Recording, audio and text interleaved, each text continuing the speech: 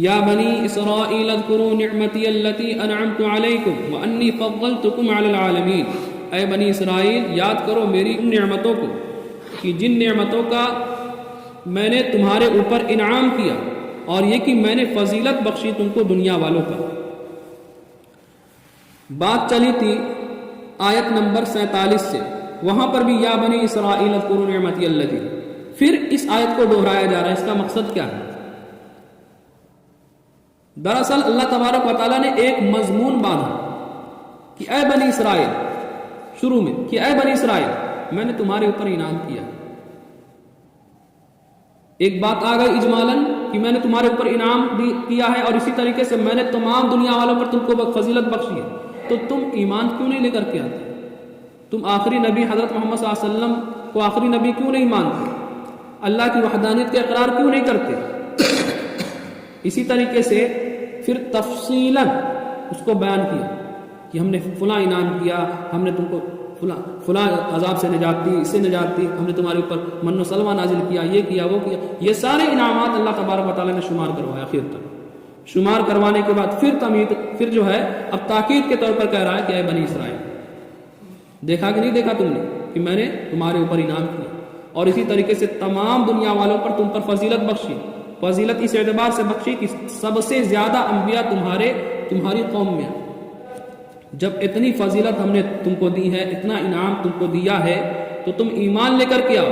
اگر ایمان نہیں لے کر کے آتے تو سنو وَاتَّقُوا يَوْمًا لَا تَجْزِي نَفْسٌ عَن نَفْسٍ شَيْئًا، تو ڈرو اس دن سے کہ جس دن کوئی کسی کے کام نہیں آئے گا، اور نہ کسی کا فدیہ قبول کیا جائے گا، اور وَلَا تَنْفَعُهَا شَفَاعَةٌ، اور نہ تمہاری شفاعت قبول کی جائے گی، وَلَا هُمْ يُنصَرُونَ، اور اسی طریقے سے نہ ان کی مدد کی جائے گی۔ انسان دنیاوی اعتبار سے، سزا کے اعتبار سے تین چیزیں ہوتی ہیں دنیا کے اندر۔ جو دنیا کا معاملہ جو گڑبڑ ہے اکثر اعتبار سے، وہ یہ ہے کہ اگر کسی کو سزا ہوتی ہے یا کوئی شخص جرم کرتا ہے تو جرم جو ظالم رہتا ہے سزا اس کو نہیں ہوتی، سزا کسی اور کو ہو جاتی ہے، کیونکہ انصاف نہیں ہے۔ دو معاملوں کی وجہ سے ایسا ہوتا ہے۔ ایک یہ کہ اونچی پوسٹ اور اونچی پہنچ، میری پہنچ بہت ہے، میں بہت اونچی پوسٹ پر ہوں، میری پہچان بہت ہے۔ اور دوسرا کیا ہے؟ پیسہ، مال، دولت۔ انسان کی جب پہنچ زیادہ ہوتی ہے تو وہ اکڑ کر چلتا ہے، جب اونچی پوسٹ پر ہوتا ہے، جب عہدے پر ہوتا ہے تو اکڑ کر چلتا ہے اور بہت زیادہ ظلم کرتا ہے۔ جب ظلم کرتا ہے اور جب پھنستا ہے اس کا معاملہ تو پہنچ ہے اس کی۔ جیسے آج ہندوستان کے اندر یہ چیز ہو رہی کہ نہیں ہو رہی؟ اس کی پہنچ ہے، پہنچ ہونے کی وجہ سے کیا معاملہ ہوتا ہے؟ ظالم ہے بچ جاتا ہے، الٹا الزام مظلوم کے اوپر آ جاتا ہے اور سزا اس کو ہو جاتی ہے۔ ایک معاملہ تو یہ سامنے آتا ہے۔ اور دوسری چیز کیا ہوتی ہے؟ دوسرا، اگر کسی کے پاس پیسہ بہت ہے تو وہ بھی اکڑ کر کے چلتا ہے اور خوب ظلم کرتا ہے، اور ظلم کرتے کرتے جب معاملہ پھنستا ہے تو پیسہ دیتا ہے، چھوڑ جاتا ہے۔ یہ دو معاملے عام طور پر یہ دیکھنے کو آتے ہیں۔